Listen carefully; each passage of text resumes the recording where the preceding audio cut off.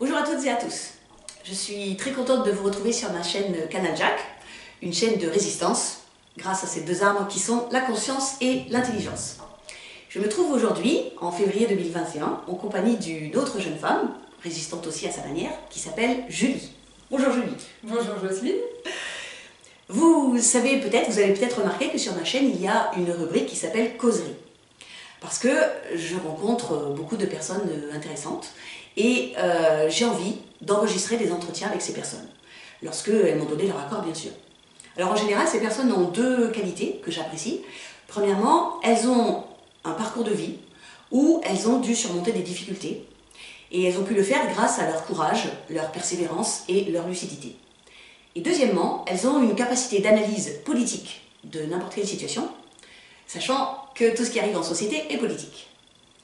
Alors, Julie, qui est à mes côtés aujourd'hui, dans son appartement à Reims. Julie, je l'ai rencontrée il y a quelques semaines lors d'une manifestation où nous défendions ensemble nos libertés individuelles et collectives qui, j'espère que vous l'aurez noté quand même, sont actuellement piétinées par un dictateur, psychopathe et criminel, locataire de l'Élysée depuis bientôt 3 ans. Et donc, quand nous nous sommes rencontrés, nous avons très vite sympathisé. Tu es d'accord? Oui. Ok. Et je lui ai proposé de faire un entretien parce que je pensais que ce qu'elle avait à dire sur la situation en France aujourd'hui était intéressant. Alors, parce que justement Julie vous est inconnue, à vous spectatrices et spectateurs qui regardez cette vidéo, je vais d'abord lui demander de se présenter à vous rapidement. Donc Julie, qui es-tu? Pas de souci, donc je suis Julie, j'ai 34 ans. Si j'avais à me définir, je dirais que je suis une personne polyvalente qui aspire à me sentir libre et de plus en plus libre dans une société qui est aussi faite de contraintes. Donc voilà, je prends ça en considération, mais je suis vraiment aspirée à développer ça dans ma vie, à sortir de tout ce qui est de l'ordre du conditionnement, des schémas dans lesquels on nous enferme, certains fils conducteurs en tant qu'humain pour appartenir, on va dire, à une norme ou quelque chose qui est de l'ordre du communément admis, on est censé suivre. Donc moi j'ai toujours ressenti un décalage au niveau de la société, du système qui a fait que j'ai rapidement questionné la notion de norme, de normalité.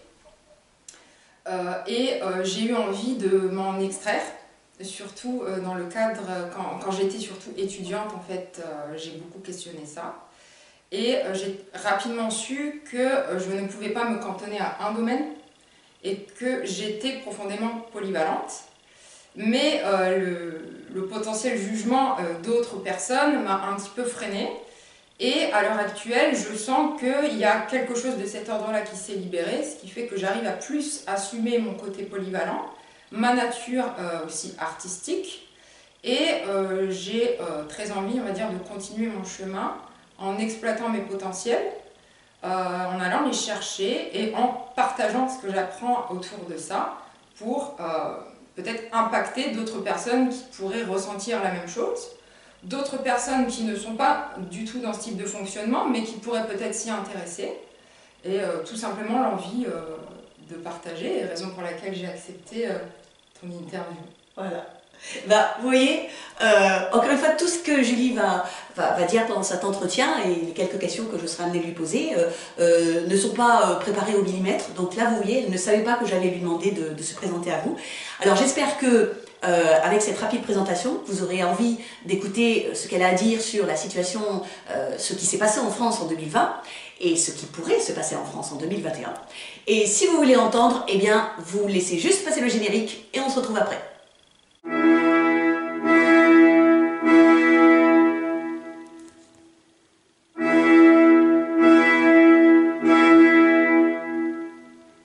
Donc Julie, quand nous nous sommes rencontrés, nous avons déjà commencé à discuter beaucoup.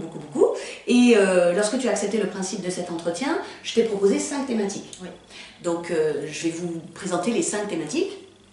Premièrement, de nous parler de ton réveil de citoyenne depuis mars 2020 et de ton analyse de la pseudo-crise sanitaire et de la vraie crise politique. Deuxièmement, ton évolution personnelle. Tu m'avais dit que justement c'était la première fois que tu descendais dans la rue manifester lorsque Oui, nous sommes rencontrés. Troisièmement, ton évolution professionnelle, puisque Julie va vous le dire, elle a une formation particulière. Quatrièmement, ton évolution artistique, puisque comme tu l'as dit dans la présentation, tu as compris que tu étais attirée par ce domaine. Et cinquièmement, et c'est assez nouveau pour moi de parler de ça justement dans mes vidéos, ton cheminement spirituel.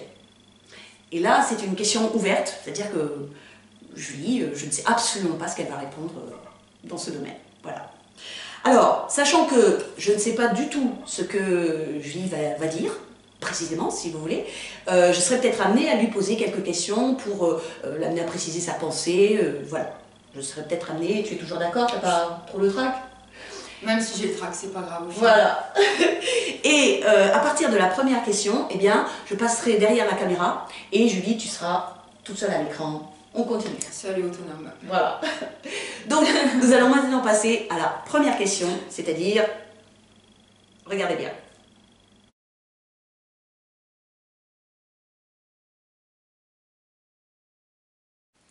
Alors, mon réveil de citoyenne depuis mars 2020, alors il a été un petit peu antérieur, disons que j'ai eu un premier soubresaut en 2018, mais mon réveil en fait il intègre une prise de conscience au niveau de la manipulation médiatique, la manipulation de l'information et la manipulation qui se joue au niveau de qui nous dirige. Donc moi j'ai passé plus de 30 ans de ma vie à, je vais dire, pas forcément faire confiance dans nos dirigeants parce que j'ai toujours eu une part de méfiance, mais à gober tout simplement les informations qui me parvenaient, c'est-à-dire que j'ai pas forcément remis en question la parole de mon téléviseur. Je m'abreuvais d'informations qui provenaient de mon téléviseur sans forcément prendre du recul. Et j'ai vraiment conscientisé le fait que l'information était manipulée, donc je vais dire peut-être pas totalement manipulé, mais un mélange de vérité et de mensonge, en 2018, au niveau du mouvement des Gilets jaunes, qui a constitué chez moi un premier soubresaut, on va dire, de prise de conscience, quand j'ai vu qu'il y avait vraiment deux discours différents entre ce que les médias relataient et la version des personnes qui étaient impliquées dans le mouvement, donc soit directement des Gilets jaunes, soit des personnes qui manifestaient sans étiquette, mais qui avaient besoin de faire entendre leur voix. Donc, dans nos médias, il y avait une diabolisation du mouvement, c'est-à-dire qu'ils avaient tendance à extraire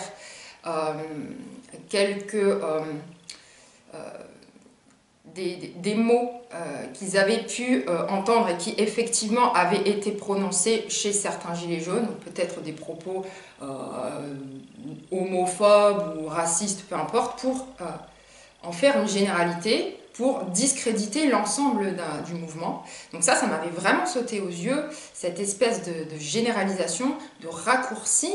Ça m'avait choqué parce que ça m'avait vraiment sauté aux yeux. Donc il y avait une espèce de fil conducteur et de pensée unique qui était instauré au sein même des médias et qui se répercutait dans la population parce que la population elle-même prenait ça sans filtre et sans prendre de hauteur, sans prendre de recul et sans intégrer de nuances à son raisonnement. Ce qui fait qu'on avait toute une population, l'entité gilet jaune était discréditée, était attaquée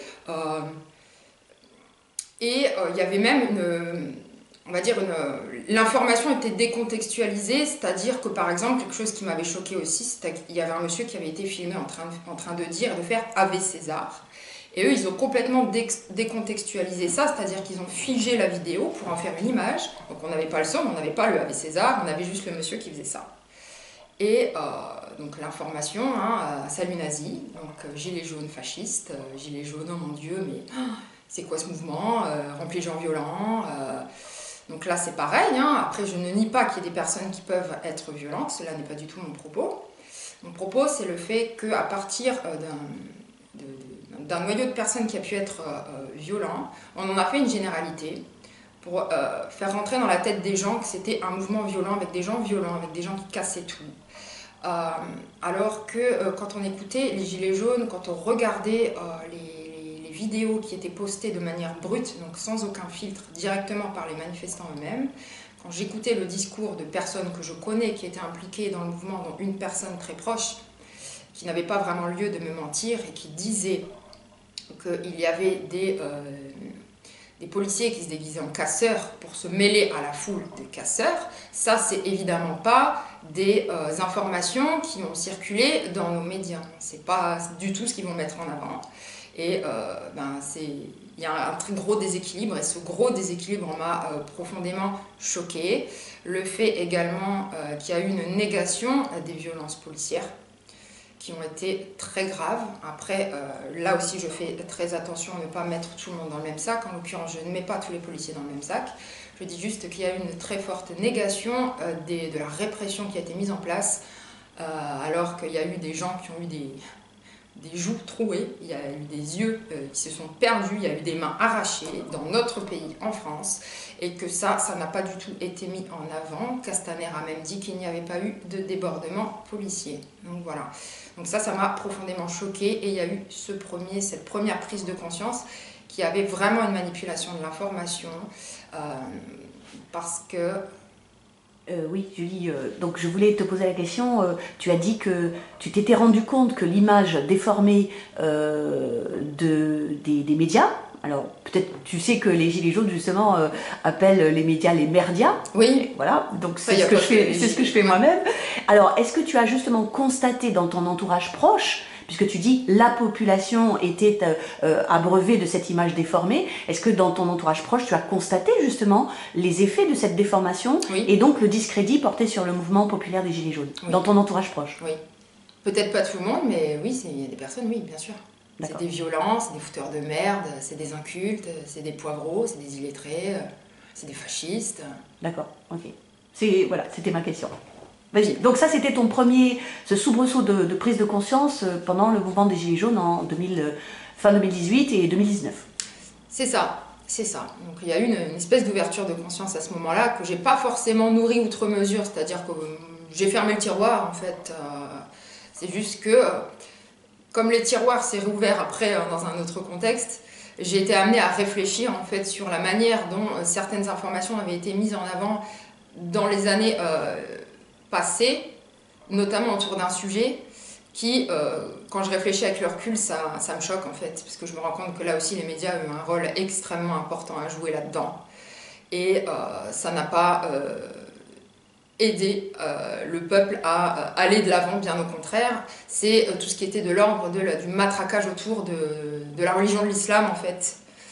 Cette espèce quand on prônait le vivre ensemble, le pas d'amalgame, le côté fraternel, et en même temps un matraquage perpétuel sur la religion, sur l'islam, sur le risque islamiste, sur les attentats, à créer des polémiques ridicules et à ne pas cesser d'en parler pendant des mois. Je me suis dit, il y a un problème. Je me suis dit, comment des personnes sensées, des personnes bienveillantes avec la tête sur les épaules, peuvent espérer fédérer des gens autour d'une cause, on va dire, d'unité, de vivre ensemble, en créant à ce point des gouffres dans la population, des clivages qui font monter les haines, où chacun, au final, finit par s'invectiver, finit par juger et discréditer et condamner l'autre, finit par avoir peur. C'est évident que ça va faire monter les haines. Ce sont des injonctions paradoxales, en fait. Donc on peut croire que c'est juste de l'incompétence, que nanana, mais pour moi, non, c'est pas de l'incompétence, parce qu'à leur niveau, ils savent très bien ce qu'ils font. Alors, ce que tu appelles injonction paradoxale, on en a déjà parlé justement avant, c'est d'une part, comme tu le dis, un discours gouvernemental qui vise à propager la bienveillance, la fraternité, puisque c'est un des mots de la devise française, et d'autre part, un matraquage, comme tu le dis, médiatique, qui vise à présenter une vision caricaturale et terrorisante de la religion islam. Est-ce que c'est bien ça que tu appelles injonction paradoxale? Les injonctions paradoxales, en fait, l'injonction paradoxale, c'est une technique de manipulation qui consiste à proposer un paradoxe, en fait, dans ce qu'on va mettre dans la tête des gens, tout et son contraire, une vision des choses et son contraire, dans le même temps ou dans un délai un petit peu différent, pour que l'autre, au final, il ne sache plus sur quel pied danser. Ce qui fait que la personne va avoir l'esprit embrouillé et ne va plus savoir suivre la bonne direction. Voilà. C'est-à-dire qu'au lieu de porter et d'élever la personne en face ou le peuple, ben finalement ça va créer des divisions, ça va embrouiller les esprits. Ce qui est là, au niveau du Covid par exemple, un drame. Parce qu'ils ont tellement matraqué les gens à coups d'incohérences et d'injonctions paradoxales qu'à l'heure actuelle, il n'y a plus personne qui pige quoi que ce soit. D'accord, et donc là on en vient directement au vif du sujet. Donc si j'ai bien compris, il y a eu cette première prise de conscience, soubresaut comme tu l'appelles, en fin 2018, toute l'année 2019, à cause du mouvement des Gilets jaunes et de sa présentation déformée. Si j'ai bien compris aussi, comme tu l'as dit, tu as ouvert un tiroir et du coup tu as repensé à la façon caricaturale dont l'islam avait été présenté aussi, c'est bien ça? Et donc après il y a eu mars 2020, donc là qu'est-ce qui s'est passé? Mars 2020 où le tiroir que j'avais refermé en suivant voilà, les aléas de la vie sans forcément investiguer le sujet outre mesure, il s'est réouvert. Mais il s'est ouvert d'une force qu'il a fracassé le mur en fait. Pff, voilà, il est venu me chercher, ce truc-là est venu me chercher. Et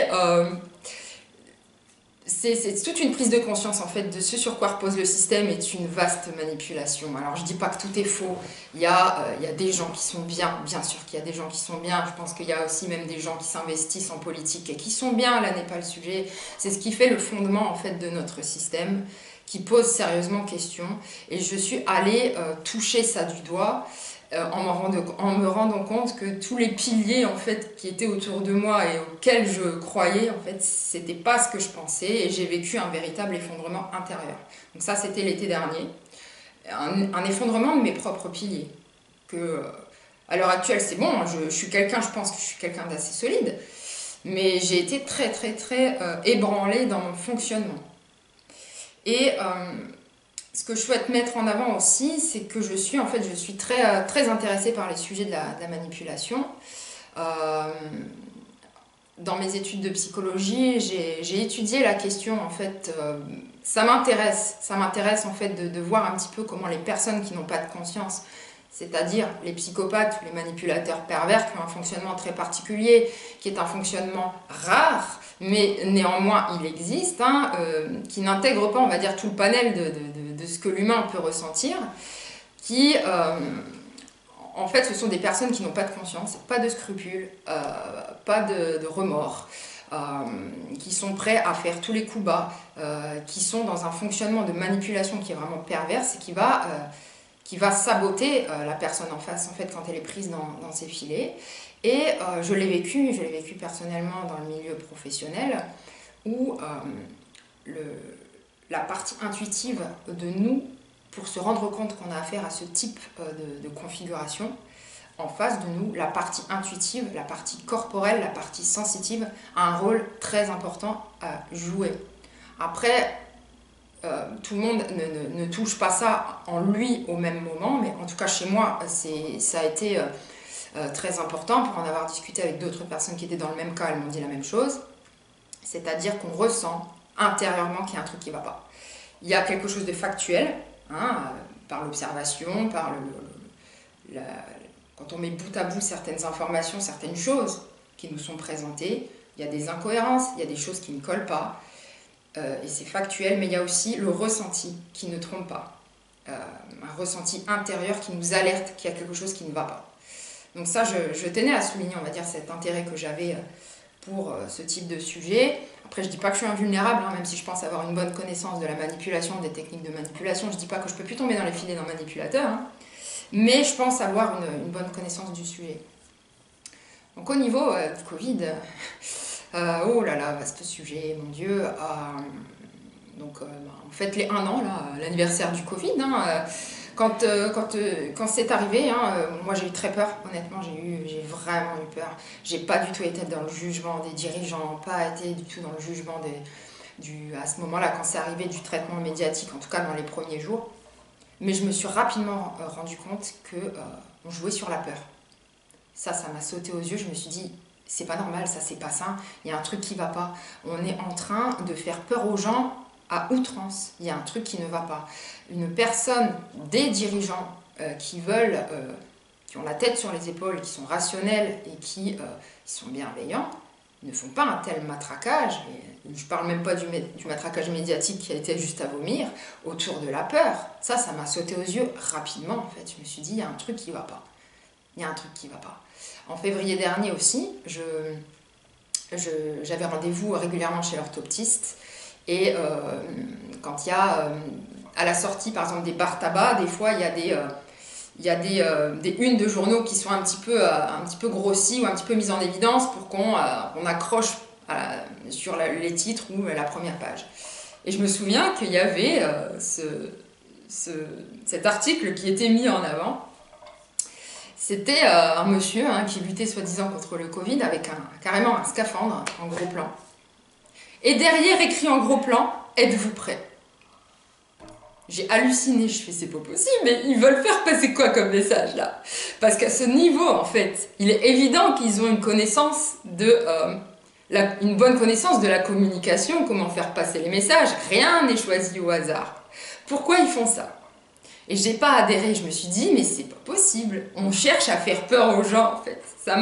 Ça m'est apparu comme une évidence. Voilà, donc déjà à ce moment-là, j'étais pas très d'accord. Et juste pour préciser, parce que cette couverture, je ne la connaissais pas, donc c'était donc en février 2020, puisque tu as dit en février dernier. Oui. C'était en février 2020, c'est bien ça? C'était avant mars. D'accord. C'était avant mars. C'était dans vraiment les débuts.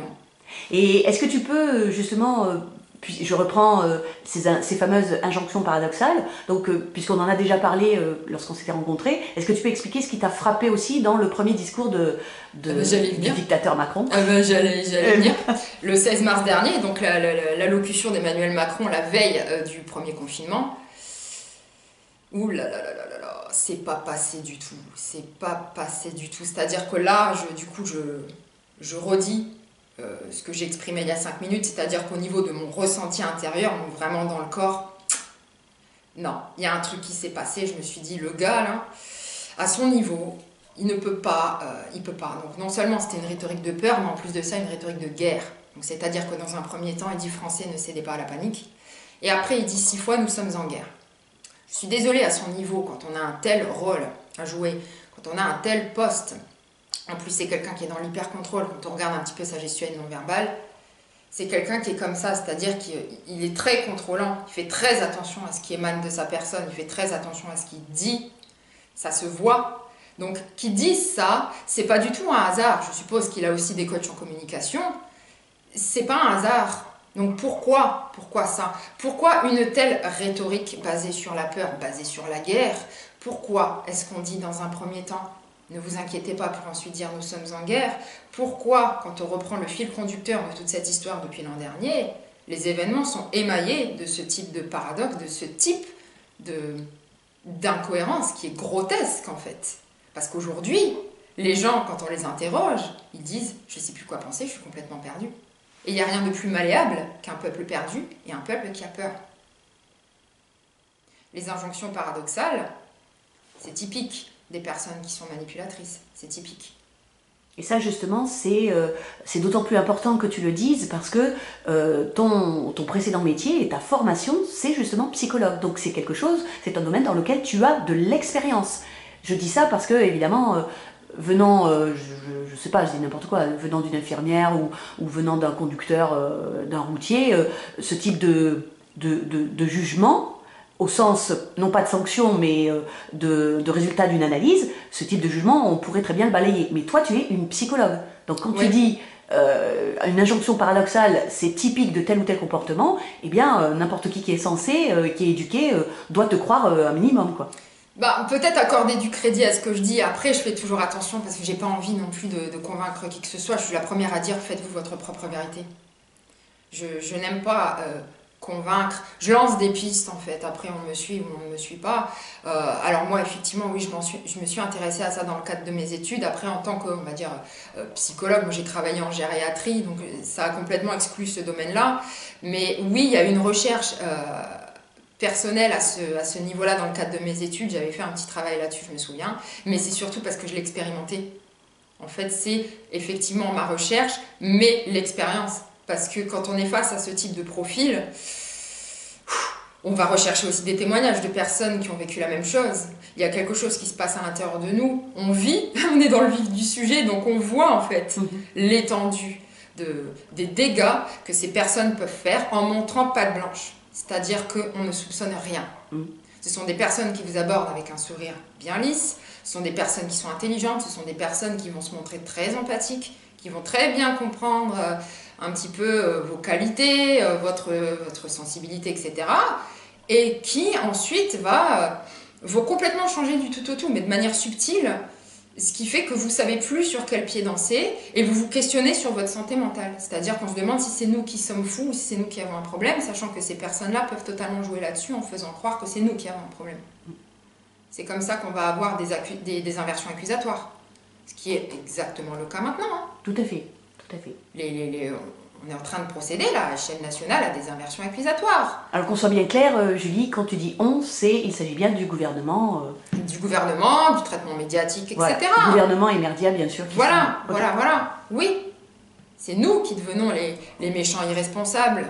C'est nous qu'on infantilise. Parce qu'il y a raison qu'on soit infantilisé. On est des pauvres petites personnes. Hein, on ne sait pas réfléchir par nous-mêmes. C'est nous, hein, les espèces de narcissiques sans conscience, parce qu'on n'est pas d'accord forcément avec le masque.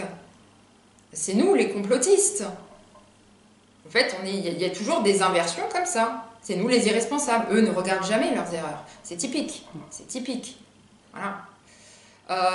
Donc voilà, outre le fait qu'il y a eu vraiment cette peur, cette rhétorique de guerre qui a été mise en avant, ces injonctions paradoxales qui ont complètement jalonné les événements depuis l'année dernière, là où je me suis dit on ne veut pas nous soigner. Là, alors, justement, là, je suis partie dans une autre dimension encore. Non, mais justement, c'est pour ça que la première thématique, c'est pseudo-crise sanitaire. Alors, ce que tu viens de dire, moi j'en suis persuadée parce que je me suis informée depuis le 18 mars 2020 à raison de plusieurs heures par jour. Mais est-ce que tu peux nous donner ton analyse là, donc là, tu viens de dire, on ne veut pas nous soigner. Est-ce que tu peux nous donner des exemples précis de cette non-volonté que des éminents médecins, d'ailleurs, ont affirmé, comme le professeur Christian Perron dans son livre. C'est ce qui s'est passé au niveau de la chloroquine, l'hydroxychloroquine, cette espèce de polémique et de scandale qui s'est joué sous nos yeux. Donc moi, je dis ça sans parti pris, parce que je ne suis pas du tout dans un truc de sauveur, de gourou, d'idolâtrer quelqu'un. Je ne me suis jamais positionnée comme ça par rapport à Raoult, par exemple. Mais cette manière, en fait, de l'avoir discrédité, d'avoir tué dans l'œuf en fait cette démarche qu'il avait de proposer quelque chose de prometteur, en utilisant cette soi-disant préoccupation des effets secondaires. Alors que on a dit, enfin c'était Madame Buzyn qui a dit que c'était une substance toxique, etc. En fait, elle a commencé à dire ça à partir du moment où c'était annoncé comme prometteur. En fait, plus précisément, elle savait déjà que les Chinois étaient en train de l'expérimenter dans les labos en janvier. Et donc, c'est le 17 janvier qu'elle a demandé à Jérôme Salomon de classer l'hydroxychloroquine comme substance vénéneuse. Mais tu remarqueras qu'elle n'a pas pris soin, elle a eu la prudence de ne pas le dire officiellement, que c'était une molécule dangereuse. Elle ne l'a jamais dit officiellement. Ce qui est dérangeant, c'est que c'était sur le marché depuis plus de 60 ans. Ça n'a jamais posé de problème. Comment ça se fait que là, il y a une soudaine préoccupation des effets secondaires, alors qu'à d'autres niveaux, on n'en a jamais rien eu à faire des effets secondaires. Moi, par exemple, j'ai eu des soucis de thyroïde. J'ai dû prendre le traitement Levothyrox. Je l'ai pris pendant plusieurs années, donc moi aussi j'ai pris la seconde formule du Levothyrox il y a quelques années. J'ai eu quelques petits effets secondaires, il y a d'autres personnes, un certain nombre de personnes qui ont eu des effets secondaires très très très embêtants, voire graves. Ça a été complètement nié. Ça s'est joué à coups de pétition, ils en parlaient dans les médias, ils disaient est-ce que c'est pas dans la tête des gens, les effets placebo, l'effet nocebo, enfin ils nous cherchaient en fait des poux en disant qu'on délirait en fait. Et je me souviens qu'à ce moment-là, au niveau de la polémique, j'avais rendez-vous moi-même chez mon endocrinologue. Quand elle m'a ouvert la porte, c'est-à-dire la première chose qu'elle m'a dite, elle m'a dit vous avez vu la polémique qu'il y a sur la nouvelle formule du Levothyrox? Je fais oui, j'entends. Elle me fait mais c'est n'importe quoi, hein, c'est dans la tête des gens. Est-ce que tu lui as demandé si elle recevait souvent les visites des représentants commerciaux de la firme qui vendaient le Levothyrox? Le laboratoire Merck. Non, à ce moment-là, j'étais dépassée, j'étais pas du tout là. J'étais pas du tout là-dedans, c'est juste que bon, effectivement, elle m'a dit ça, puis c'est passé par une oreille, c'est sorti de l'autre, mais je me suis dit, mais faut arrêter cette hypocrisie avec la préoccupation de l'effet secondaire en ce qui concerne l'hydroxychloroquine, mais à d'autres niveaux, on n'en a pas grand-chose à faire. Je parle aussi du Vogalène, le médicament pour la gastro. Mon médecin traitant, il me dit, mais je ne le prescris plus tellement il est dangereux. Comment ça se fait que l'État n'en parle pas ? Et puis on peut parler aussi d'un produit dont tu m'as toi-même appris l'existence il y a quelques jours, donc un antidouleur qui s'appelle l'Oxycontin et donc qui a été mis sur le marché aux États-Unis à partir de 1996. Et donc tu m'as fait connaître un documentaire qui relate le scandale sanitaire absolu de ce médicament. Et donc effectivement là, en ce qui concerne les effets secondaires qui sont avérés, notamment les surdoses, eh bien il a fallu quand même le combat de plusieurs avocats pour faire condamner la firme en 2007 à 634 millions de dollars, mais ce qui n'a pas empêché la même firme de lancer sur le marché quelques temps plus tard une formule modifiée de cet antidouleur. Ah, c'est tout à fait ça en fait. Donc c'est deux poids, deux mesures. C'est tout à fait ça. Deux poids, deux mesures tout le temps. Il y a trop d'incohérences. Ça sonne faux en fait. Ça sonne faux. Au bout d'un moment, ça ne résonne pas ce qu'ils disent. On sent qu'il y a une grosse faille en fait. Alors, on sent qu'il y a une grosse faille. Alors justement, puisque on va essayer de répartir équitablement le temps entre les 5 grandes thématiques. Donc pour finir sur cette première thématique, quelle est ton analyse au bout d'un an sur le Covid-19 en tant que crise politique? En tant que crise politique, c'est grosso modo, il y a un prétexte pour faire passer ce qui est en dessous. C'est-à-dire que ça, le Covid, c'est un écran de fumée. Et que réellement, pour moi, il y a une volonté d'être changer les modes de la société pour imposer une dictature, en fait. Ça a été mon ressenti, pas tout de suite, parce que moi, dans un premier temps, c'était on ne veut pas nous soigner, voilà, c'est une question de gros sous. On essaie de taire peut-être des traitements qui sont moins coûteux qu'un vaccin qu'on souhaiterait promouvoir et qui remporterait, qui amasserait de gros sous, en fait. Et avant le vaccin, je précise, Julie, il y a eu le scandale du remdesivir. Ouais, voilà. Bien sûr. Donc au départ, c'était ça ton sentiment, on ne peut pas vraiment nous soigner. Ouais, et après je suis passée à un autre niveau quand j'ai vu que quand on a été déconfiné, on va dire vers mai, que mai, juin, juillet, en fait, la courbe était décroissante. Et là, les mesures se sont intensifiées. Je me suis dit, c'est pas possible. Hein. Dès que le masque a commencé à être obligé, a dû être porté de manière obligatoire dans les supermarchés, je me suis sentie prise au piège. Je me suis dit, en fait, c'est une dictature. C'est une dictature qui se met en place.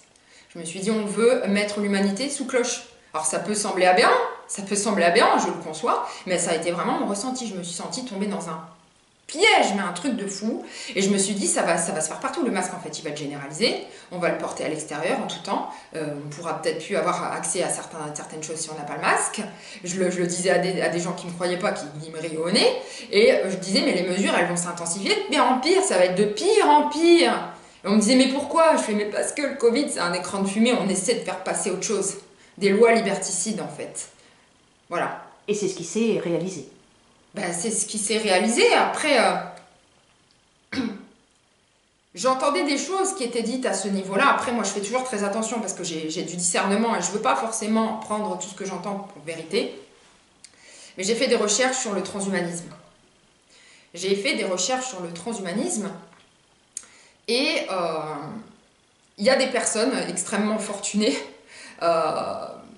Là, par exemple, le patron de Google, qui est transhumaniste avéré, Jeff Bezos, c'est la première richesse du monde, donc patron d'Amazon. Et là, je sais qu'Amazon, en fait, travaille sur le fait alors, c'est pas des puces, mais c'est par le moyen de la main, en fait. Je l'ai noté, en fait, ici, quelque part. Attendez.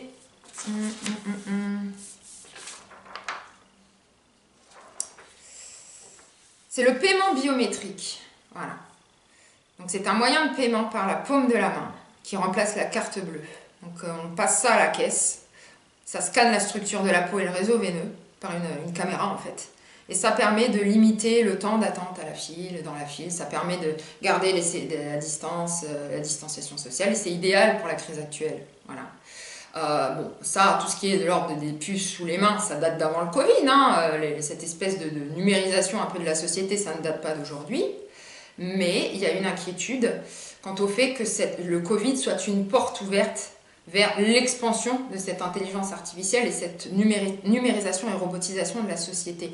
Parce que les grands puissants de ce monde ont ce type de motivation en fait, et quand on sait que des personnes extrêmement riches peuvent acheter et corrompre d'autres personnes pour faire la promotion d'une idée, d'un traitement, d'un mouvement, ben, il suffit que les gens acceptent, que les gens aient eux-mêmes pas de conscience, sans scrupule. Ils vont tout faire pour influencer, en fait. Donc, si ce type de personnes ont ce type de motivation, ben, il y a de quoi s'inquiéter. Pas pour le plaisir de s'inquiéter, mais aussi pour pouvoir dire non à partir du moment où on voit qu'il y a ça qui se met possiblement en place. Voilà. Et justement, donc, enfin, si tu veux bien, on terminera cette partie-là là-dessus. Et donc tu me disais que pour répondre aux personnes qui te taxeraient de complotiste en imaginant que des puissants et des gouvernements corrompus voudraient en effet de plus en plus robotiser et numériser à la fois les sociétés et les humains, est-ce que tu peux nous parler comment dire, de la preuve factuelle de cette volonté avec la publication de Klaus Schwab que tu es justement en train de lire. Ouais. Parce que ce personnage le dit, enfin l'écrit noir sur blanc. Noir sur blanc. J'ai lu plusieurs fois. Bon, j'ai pas terminé le bouquin, mais j'ai lu plusieurs fois la partie où il parle de l'avenir. Est-ce que tu peux juste préciser qui est Klaus Schwab pour les personnes qui ne connaîtraient pas? Le président du Forum économique mondial de Davos, où chaque année il se concerte avec des dirigeants, enfin, des personnes, on va dire, hautement influentes, pour voir un petit peu comment se dessine l'économie future, enfin ce qu'ils peuvent proposer, mais c'est toujours soi-disant pour l'évolution positive de l'humanité, etc., etc. Et effectivement, il y a une partie du bouquin où Klaus Schwab met en évidence le fait, et c'est rigolo parce qu'au début il parle de possibilités qui se dessinent, il n'est pas dans l'affirmation en fait, parce qu'il parle de possibilités. Mais cette partie-là, de cette robotisation de la société, mais il est très affirmatif en fait. Il dit clairement que c'est une porte ouverte vers l'expansion de cette numérisation de la société, où il y a un nombre incalculable d'emplois qui vont être supprimés au profit de robots en fait. De robots, si je puis dire ça comme ça. Qui seraient pilotés par de l'intelligence artificielle. Voilà, que ce qui nous semblait aberrant, en fait, va nous sembler finalement peut-être devenir normal, en fait. Parce qu'on sera conditionné aussi par la peur d'autres virus. Il dit qu'il y aura une rupture, on ne peut plus récupérer notre monde d'avant. Donc c'est un monde, en fait, où on est tous invités à avoir peur, à prendre des distances, et pour le prétexte de la sécurité de tous, bah, au final, numériser la société, donc un monde vraiment froid, métallique, etc. Et il le dit clairement. Il a aussi pour volonté, lui il le dit, il aimerait qu'il y ait une puce intégrée dans le cerveau des gens. Il le dit. Là, je ne sais pas en plus si vous êtes au courant, mais il y a le soldat augmenté, là, voilà, ça a été validé par le ministère de la Santé. Je ne sais pas où j'ai écrit ça. Tac, tac, tac, tac. Voilà, le soldat augmenté en France. Donc l'article, je l'ai vu en décembre 2020. Donc c'est le ministère des Armées, pardon, le ministère des Armées a donné son feu vert pour préparer l'armée française. Enfin, l'armée française se prépare, voilà, à déployer des combattants dont les capacités physiques et cognitives ont été augmentées. Alors j'ignorais ça, mais ça me fait penser à un film de science-fiction, je crois des années 90, qui s'appelle Soldat, Soldier en anglais, et ça décrit exactement ça. Donc, des combattants augmentés. Il y a des questions à se poser. Jacques Attali aussi, ça je l'ai vu aussi dans la recherche que j'ai faite, dans son bouquin L'ordre cannibale, qui a été écrit il y a plusieurs décennies. C'est un bouquin qui prévoit une ère en fait future où on va être complètement dans une numérisation, une machination de l'homme. Il le disait il y a plusieurs décennies. Pourquoi il disait ça? Enfin, prudence en fait, prudence. Que le virus a été fait à dessein ou pas, pour ça, c'est même pas le sujet. Là, le sujet, c'est qu'on est tous dans le même bateau face à quelque chose qui potentiellement s'annonce et qui est froid, métallique, dénué de contact. Est-ce que c'est ce qu'on veut pour notre société, pour nos enfants, pour notre humanité? En fait, on n'est pas du tout sur quelque chose ah, mais il faut faire peur aux gens par rapport à ça. Non, c'est juste en avoir conscience pour pouvoir en nombre dire je ne veux pas de ça. Alors Julie, on va terminer donc cette partie, mais est-ce que puisque tu es en train de finir l'analyse du livre de Klaus Schwab, je ne l'ai pas terminé le bouquin. Voilà, mais est-ce que tu serais sur le principe d'accord pour que lorsque tu l'auras fini et bien analysé, mis par écrit comment dire, tes pensées, tes réactions, est-ce que tu serais d'accord pour qu'on refasse un entretien pour présenter justement ce livre? Je t'avais déjà donné mon aval. Ok, d'accord. Donc, nous allons passer à au deuxième thème de cet entretien, si tu veux bien. Oui.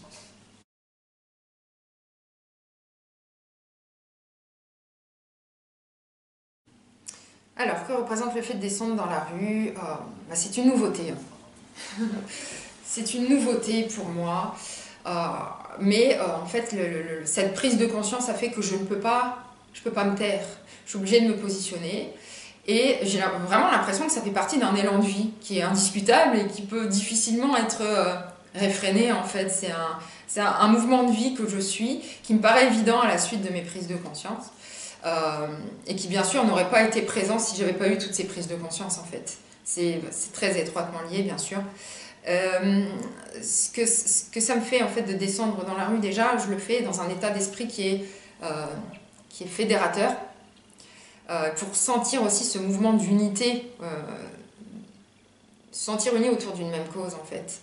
Bien que bon, ça peut être un peu compliqué parce qu'il y a aussi des divisions au sein même d'un mouvement, avec des récupérations possibles, et ça me plaît pas trop, mais moi en tout cas, en conscience, j'y vais dans cet état d'esprit fédérateur, avec une envie d'être positive et de pouvoir véhiculer un certain message, dans le sens où, à partir du moment où on prend conscience des choses, à partir du moment où on prend conscience de notre pouvoir personnel, bon ça c'est lié aussi à mon cheminement spirituel que j'expliciterai un petit peu plus tard, et ben en fait on a un pouvoir, on a un vrai pouvoir, c'est juste qu'on ne le sait pas, parce qu'on se voit comme des petits humains tellement insignifiants. Au final, quand on se reconnecte avec notre dimension vraiment profonde, on se rend compte qu'on a un certain pouvoir qu'on ignorait en fait, par notre énergie, etc.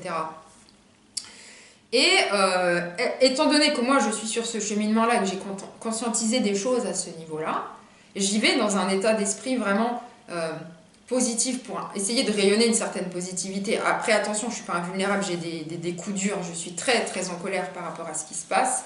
Je ressens beaucoup de lourdeur, des fois aussi qu'au bout d'un moment j'essaie d'évacuer parce que c'est très pesant.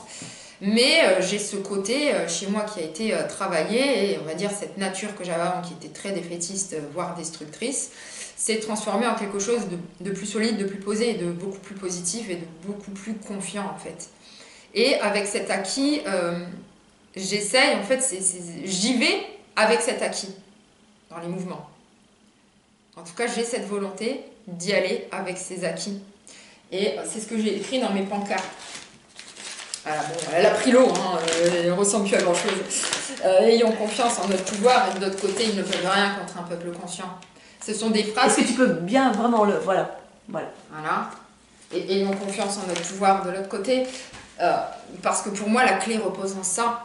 La clé repose en le fait de prendre conscience, en fait, qu'on n'est pas des petits individus, qu'on possède une conscience, que le sursaut vraiment intérieur de reprendre son pouvoir, de reprendre sa dignité, de questionner le sens des choses, et c'est très important pour la suite en fait, parce que c'est ce qui peut nous permettre de dire je ne veux pas, non, et que même si nous on n'est pas forcément des puissants au niveau financier, nous sommes bien plus puissants par le nombre.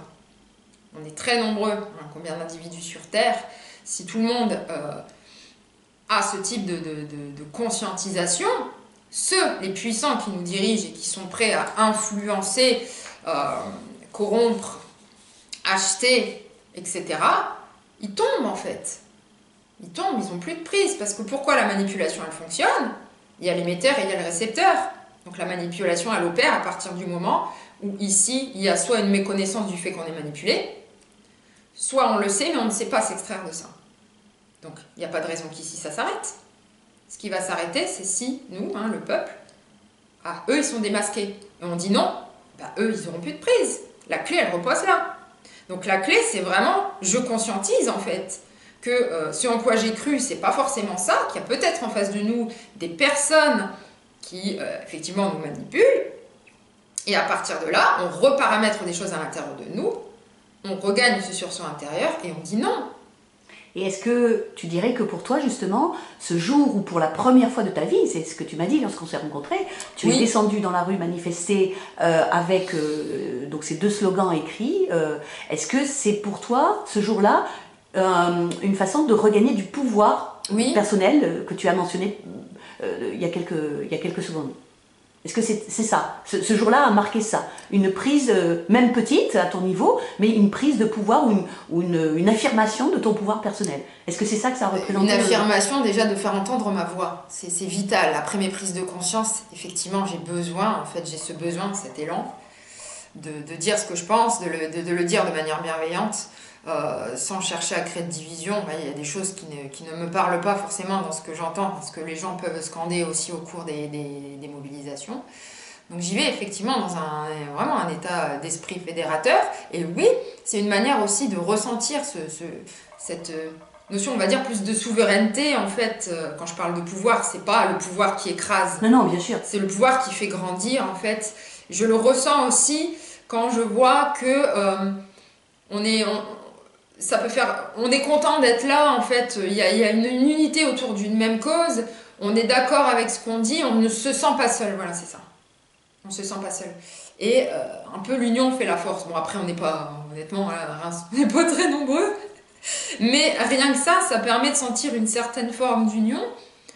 Et j'ai pu voir aussi, j'ai des personnes qui étaient réceptifs aux messages de ce type-là, parce que les gens, peut-être, et je pense, ils ont besoin d'être rehaussés en ce moment dans quelque chose qui leur donne confiance, plutôt que on va tous crever, quoi. Donc c'est aussi pour ça que j'y vais, dans des moments de positivité, où j'ai confiance au final pour la suite.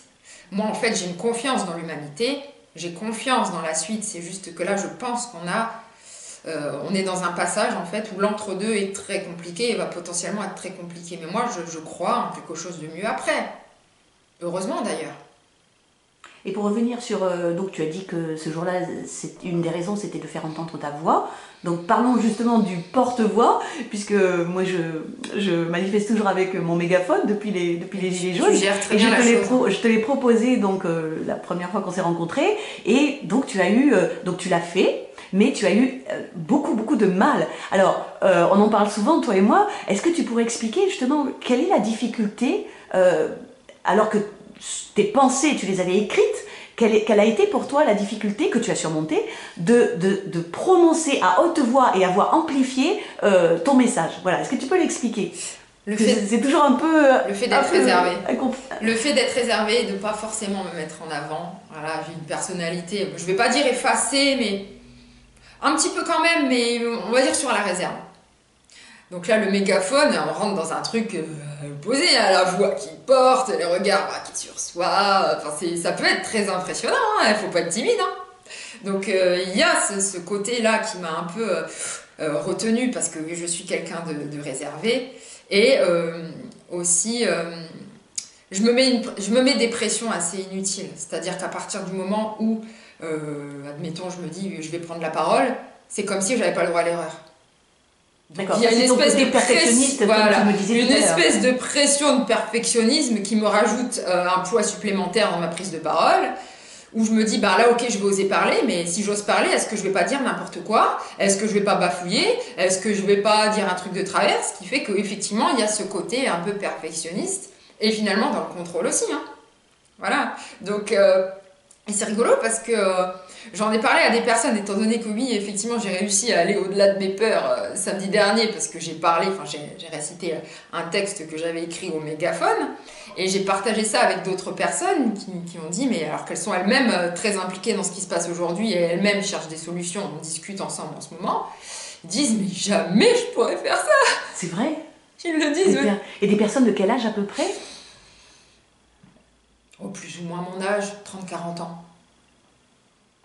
C'est très impressionnant, en fait, c'est vraiment question de personnalité. Ça, je pense qu'il y a vraiment un lien étroit avec la personnalité Il suffit qu'on soit un peu timide, un peu réservé, c'est une épreuve, quoi. Mais c'est pas insurmontable. Et Cela dit, je suis pas sûre que je fais ça tout le temps. Ouais. Mais alors justement, quand tu dis je suis pas sûre que je ne le ferai pas tout le temps, que je ferai ça tout le temps, est-ce que tu peux expliquer, si tu l'as analysé, qu'est-ce que ça t'a apporté? Donc la première fois déjà, quand on s'est rencontrés, lorsque tu as donné ton message au mégaphone, et samedi dernier, lorsque tu as donc récité le texte poétique que tu avais écrit. Est-ce que tu peux expliquer ce que ça t'a apporté en termes, encore une fois, de pouvoir personnel? Je me sens à ma place dans le message que j'ai à donner. C'est-à-dire que c'est une confirmation de ce que j'ai à dire. Je me sens à ma place. Pendant que je suis en train de parler, je ne suis pas en train de dire « Mon Dieu, qu'est-ce que je fous là ?» quoi. Donc c'est la concrétisation de quelque chose qui se pose à l'intérieur de moi et qui sort en fait. Maintenant, je ne sais pas dans quelle mesure ça peut impacter ou pas. Après, j'ai pas vocation non plus à sauver le monde. Mais c'est vrai qu'il y a quelque chose de l'ordre. J'ai envie que ce soit porteur, mais dans le sens rehausser, faire du bien, mettre en confiance quelque chose de positif que j'ai acquis moi-même au fil du temps et que j'ai besoin dans mes messages. Bon, là, en l'occurrence, la poésie que j'ai écrite, bon, il y avait un brin de colère, hein, voilà, je parle beaucoup de manipulation, je parle beaucoup de colère, c'est clair, mais voilà, il y a des passages où je dis vraiment que la clé, c'est vraiment d'être unis autour d'une même cause, la prise de conscience et le pouvoir que ça peut créer, en fait, d'être conscients tous de ce qui se passe. Je ne sais pas si j'ai répondu à ta question. Oui, je pense que c'est un mot que tu as effectivement comment dire, prononcé plusieurs fois, et c'est un des adjectifs qui était écrit sur ta première pancarte, c'est le mot de conscience. Alors est-ce que tu dirais, pour conclure cette deuxième thématique, que ton évolution personnelle, c'est vraiment à la fois une progression dans la conscience, une amplification de ce sentiment de pouvoir personnel, qui encore une fois n'est pas fait pour dominer mais pour élever, et est-ce que tu dirais, voilà, pour caractériser ton évolution personnelle depuis, on va dire 2 ans, puisque tu dis que ça a commencé avec le mouvement des Gilets jaunes? Ouais, ça suit un fil conducteur et une suite logique. C'est-à-dire que à l'heure actuelle, je pense que c'est pas du tout des hasards en fait il y a ce type de voile qui se lève. C'est-à-dire que je suis passée d'un état profondément, entre guillemets, endormi, à quelqu'un qui s'est réveillé du tout au tout au niveau de ce qui se passait, au niveau du système en fait. Et j'ai l'impression que je ne pouvais pas avoir accès à ça avant. Alors il y avait des personnes déjà qui m'en parlaient, hein, qui avaient eu qui étaient très conscients de ce qui se passait, des manipulations, des ci, des ça, qui pouvaient à la rigueur être étiquetées comme complotistes, mais ça ne prenait pas forcément chez moi. Alors je me suis jamais... j'ai jamais été dans la moquerie ou dans le discrédit, mais juste ça prenait pas en fait. C'était de l'indifférence. Ouais, ou alors je rentrais là-dedans, mais ça restait quand même en périphérie. J'abordais le truc, je subodorais la chose, mais ça restait en périphérie. Là, je suis rentrée au cœur du truc et je l'ai vécu intérieurement, ça a effondré mes propres piliers. Et ça, cet été, ça a été terrible. Quand j'ai mis le nez un petit peu dans des trucs bien obscurs, des élites avec les réseaux, par exemple, pédocriminels, au début, je disais, bah, allez, c'est bon, arrête de délirer, c'est n'importe quoi. Mais le problème, c'est que j'ai plongé un petit peu plus au cœur du sujet. Franchement, ça a été compliqué, hein. Il y a eu un point de bascule où je me suis dit, est-ce que je vais pas basculer dans la folie, en fait. Il y a eu, c'est vraiment ce truc où je me suis dit, les piliers, ils se sont effondrés, en fait. Oui, je comprends parfaitement ce que tu dis, parce que moi je l'ai ressenti il y a maintenant, on est en 2021, donc ça doit faire 7 ans à peu près, 7-8 ans, quand j'ai découvert l'industrie de la pornographie, qui est une industrie totalement criminelle. Et cet effondrement dont tu parles, et cette trouille, je l'ai ressenti, donc je comprends parfaitement ce que tu as pu ressentir l'été dernier. Alors Julie, nous passons maintenant à la troisième thématique, si tu es d'accord. Bien sûr. Donc la voici à l'écran.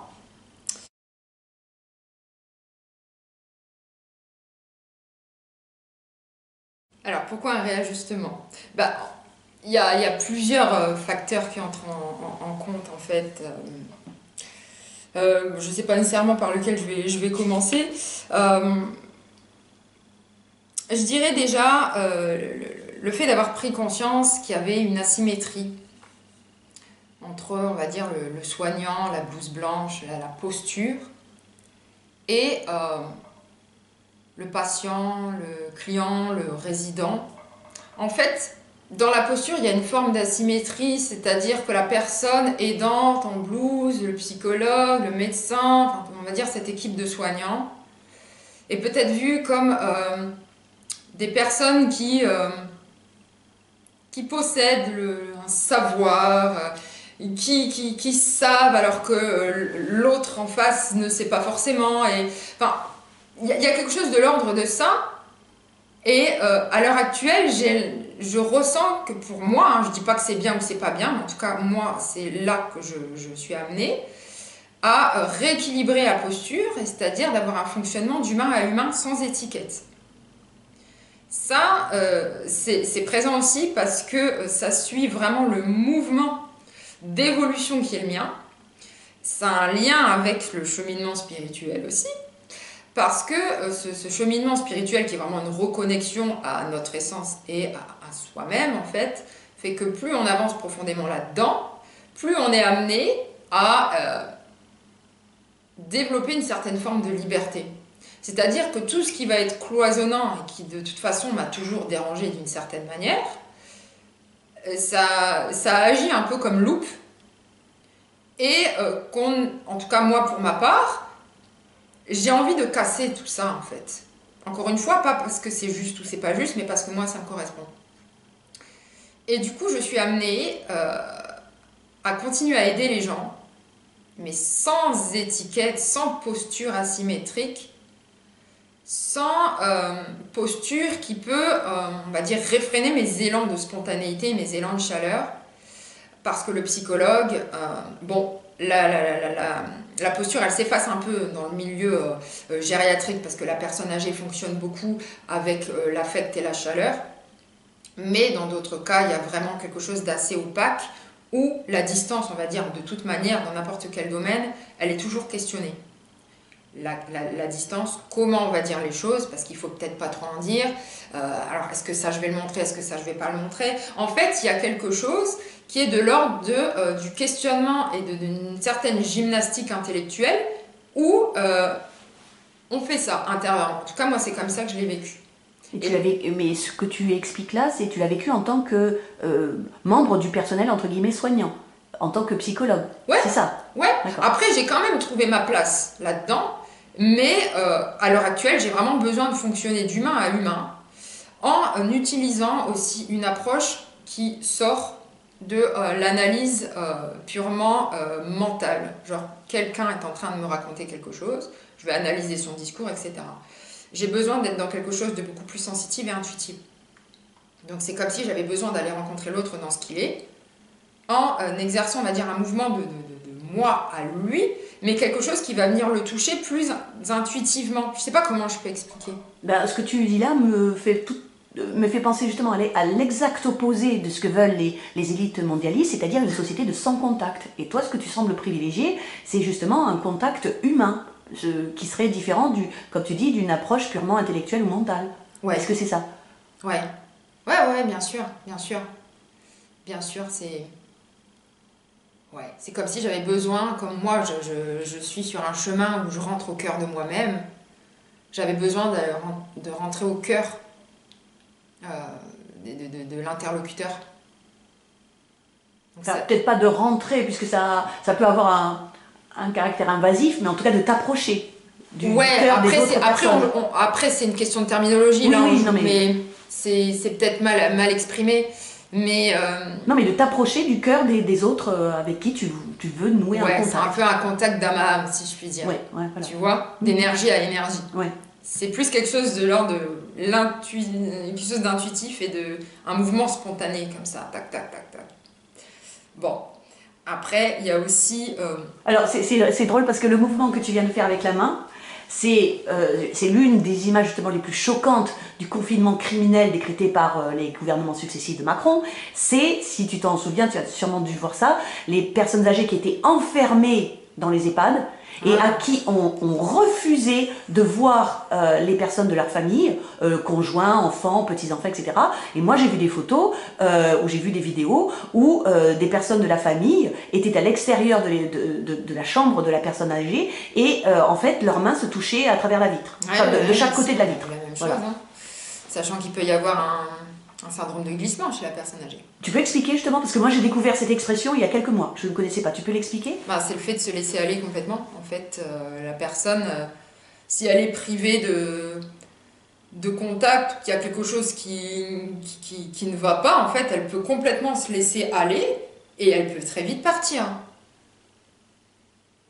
Parce qu'elle n'a plus envie de vivre. Ouais.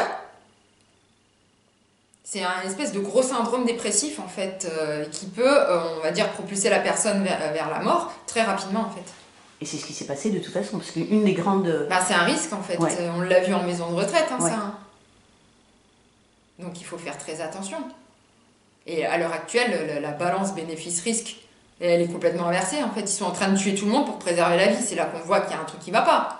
Non, c'est pas pour préserver la vie, c'est pour Soi-disant pour préserver la vie. Voilà, ça, c'est bien le discours. sûr. C'est le discours qu'ils veulent nous faire avaler, bien sûr. Et est-ce que cette évolution, donc, comme tu dis, dépasser ou mettre de côté une approche mentale et intellectuelle de la relation psychologue-patient, est-ce que tu pourrais dater et peut-être contextualiser le moment où cette réflexion, cette évolution a commencé pour toi? Un an. Est-ce que tu pourrais dire à partir de quand et s'il y a un élément déclencheur dont tu te souviens aujourd'hui? Alors là, tu vas me titiller, ma chère Jocelyne. C'est une question imprévue. C'est une question imprévue, non, mais je vais répondre de manière tout à fait sincère. C'est qu'en fait, quand on est sur un cheminement d'éveil et qu'on se dépouille, donc on se dépouille des croyances, quand on rentre au cœur de soi, on va dire, on peut avoir des intuitions qui se développent. Voilà, c'est-à-dire qu'on va ressentir des choses, c'est un peu de l'ordre de l'extrasensoriel. Et du coup, on peut avoir des informations sur d'autres personnes. C'est-à-dire qu'on a des informations, oui, effectivement, sur d'autres personnes qui nous parviennent. Et quand on leur parle, ils disent « Ah ben oui, mais comment tu sais ?» Voilà. Ce genre de truc, en fait. Et chez moi, c'est beaucoup dans le sommeil. Donc ça m'arrive. Et bon, c'est pas non plus hyper fréquent. Mais je sens que ce truc-là est amené à se développer. Et étant donné que, au fil de ce chemin-là, on fait des rencontres qui ne sont pas des hasards, hein, on rencontre des personnes, en fait, qui ressentent les mêmes choses, et chez qui ça se développe plus vite que d'autres. Et du coup, on est amené à partager avec des gens qui suffit juste qu'ils se branchent sur ton énergie et plein d'informations leur parviennent.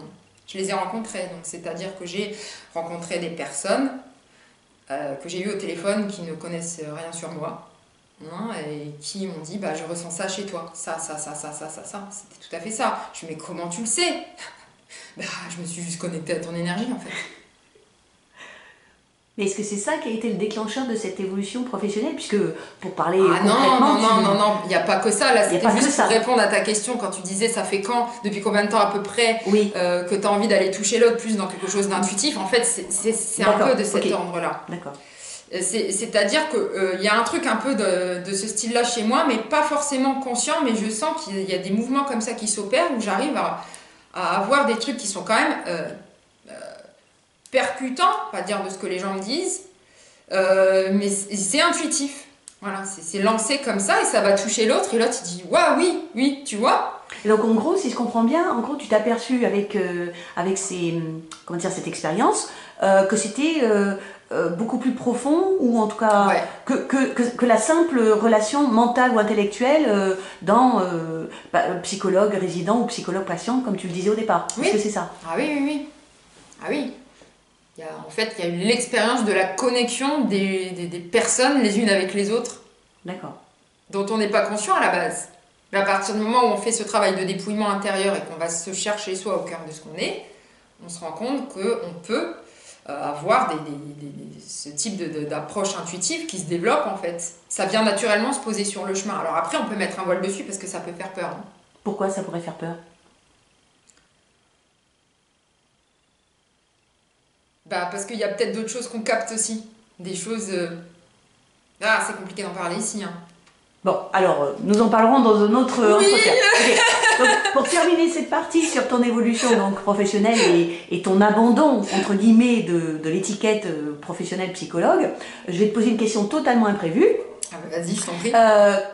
Quelle est ton opinion sur le relatif, je dis bien relatif, silence justement de la profession de psychologue, psychothérapeute, psychanalyste sur le massacre depuis 1 an, le massacre de la population en termes de bien-être psychologique, bien-être psychique, santé mentale, etc.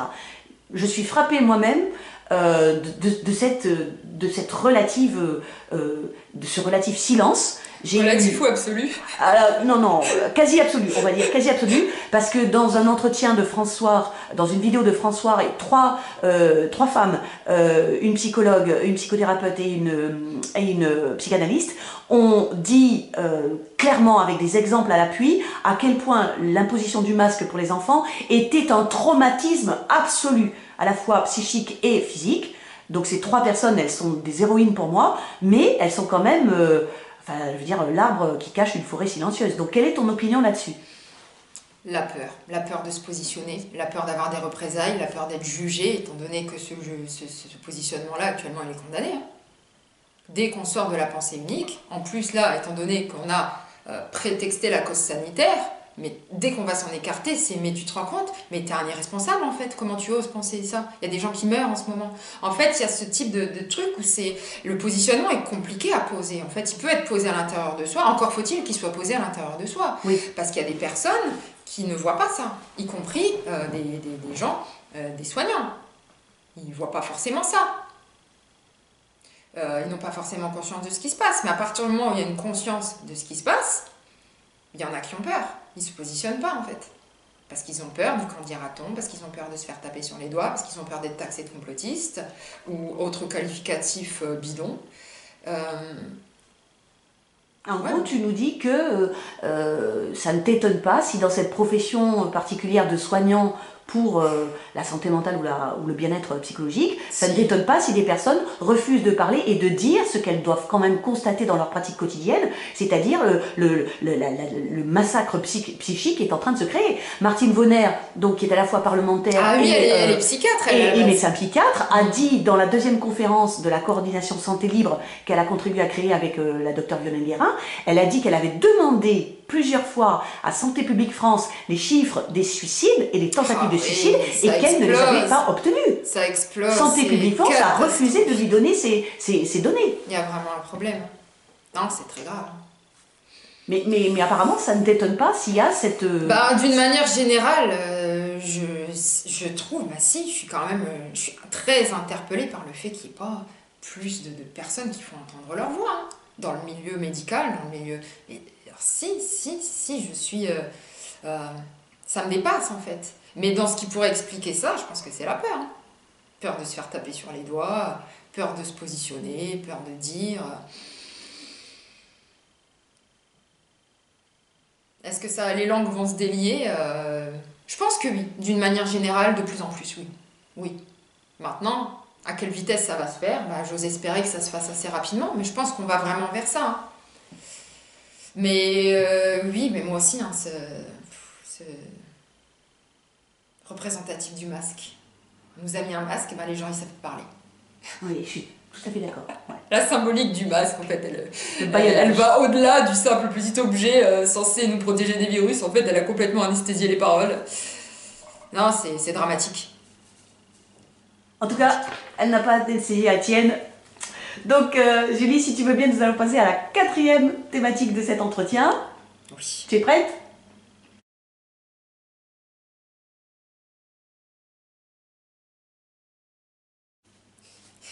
Alors, le domaine des arts, je ne vais pas dire qu'il me semblait interdit, mais il me semblait inaccessible. C'est-à-dire que ce souffle de créativité, mais vraiment d'évidence, hein, parce que là, je ne parle pas juste d'une...